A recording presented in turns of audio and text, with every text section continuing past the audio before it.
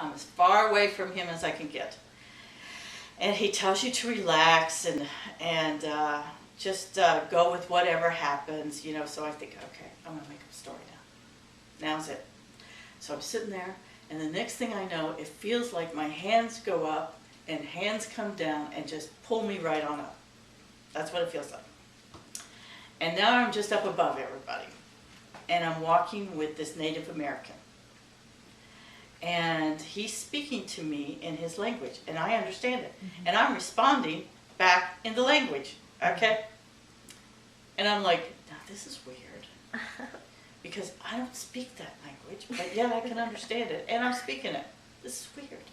So, but I just go along with what it is and just experience it, and then I come back, and I'm the last one to talk about and to share what I saw. And he tells me, this is how naive I was, I had no idea that that was a spirit guide.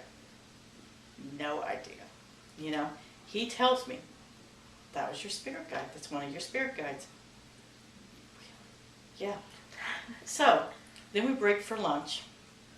And I remember when we broke for lunch, I was the last one out of the room, okay?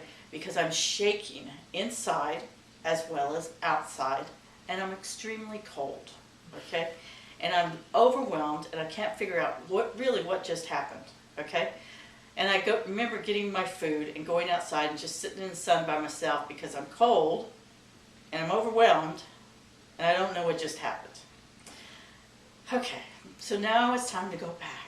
And we go back in there, and he divides everybody up in twos. And now we're going to do readings.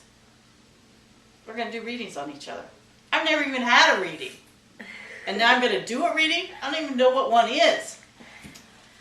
And guess who I'm paired with? I'm paired with him. Mm-hmm. And the question he asked me is my relationship going to last? Shoot me now. And because I'm thinking, oh my God, you're not going to ask me that. And the next thing I know, I hear, no, this one's not going to last, but the next one is going to last a long time. This is not the right relationship for you, but the next one that's coming will be much, much better and more compatible for you. And that's what I tell him. So, and he's cool about it. He just says, oh, okay. Yeah, okay. And lo and behold, he goes back to England, and what happens? His relationship breaks up, and a few years later, he comes across his next relationship, and guess what? They're still together.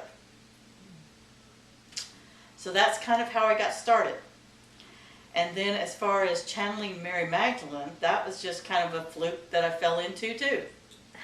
And I knew that I had a relationship with Mary Magdalene around 2000, 2001 because all these things about Mary Magdalene kept showing up. Mm-hmm. You go to a bookstore, what be out? A book on the floor about Mary Magdalene, or out on the shelf. Or what would you be drawn to? A book about Mary Magdalene. And this happened for several years, okay? Probably about 5 or 6 years it happened before I really started to pay attention to it. And then when I moved here about 3 or 4 years ago, I started hearing a book that was about her and her life. But I didn't understand all of it, so I haven't done anything with it. And it's about 4 or so notebooks full, handwritten. So I wrote that, and I knew that I had this connection for those two things, okay? So one night, one of the members in the spiritual development circle asked me if I could channel. I didn't know. I've never channeled. I've never even taken a class on channeling. I don't know how to do it.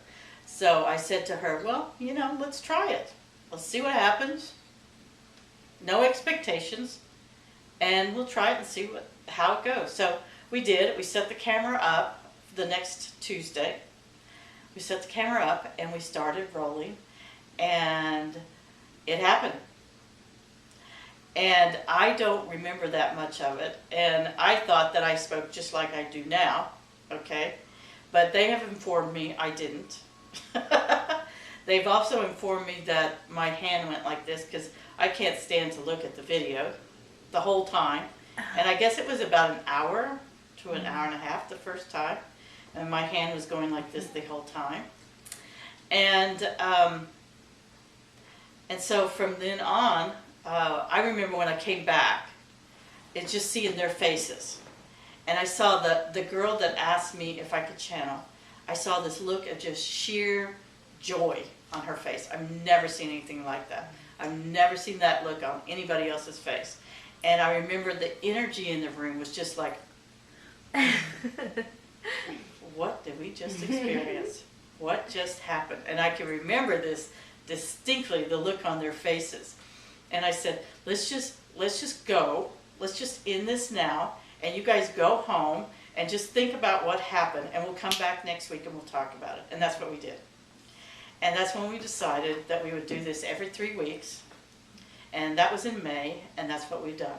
We've just continued to talk to Mary about every 3 weeks. And now we're inviting more people into it to share it. And she started doing healings in October. So that's very new too. And I think she started with one person and now she's up to 2, or sometimes she'll do 3 and a session. And so that's just kind of how we've done it. It's nothing that I really have worked at that hard. It's just happened with no expectation, and I can't explain why. I don't think I'm different than anybody else.